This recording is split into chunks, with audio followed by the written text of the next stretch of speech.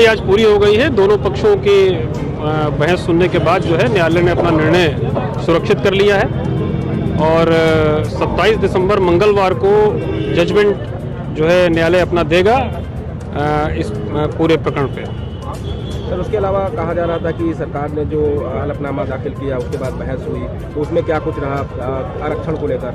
सरकार ने अपने हलफनामे में अपने एक्शन को डिफेंड किया कि जो हमने नोटिफिकेशन जारी किया है वो बिल्कुल सही तरीके से जारी किया है, लेकिन कोर्ट उनसे बहुत ज़्यादा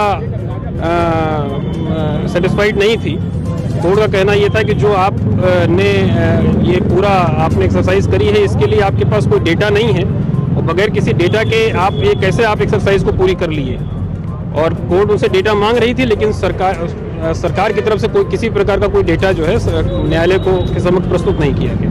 क्या सर पिछले चुनाव का भी हवाला दिया गया था? पिछले चुनाव का भी हवाला दिया गया था और हम लोग की तरफ से ये याचियों की तरफ से कहा गया कि 2012 और 17 के चुनाव हुए थे, उसमें भी बहुत सारी नियमों का उल्लंघन हुआ था और उसमें भी न्यायालय में बहुत सारे प्रकरण आए थे और इन्होंने वही सारे डेटा और उसी के आधार पर इस चुनाव को भी कराने का ये प्रयास कर रहे हैं। इसीलिए ये सारी एक्सरसाइज जो है ये गलत है और इसको इसीलिए न्यायालय में चुनौती दी गई। किसी आयोग के गठन की भी मांग की गई है सर?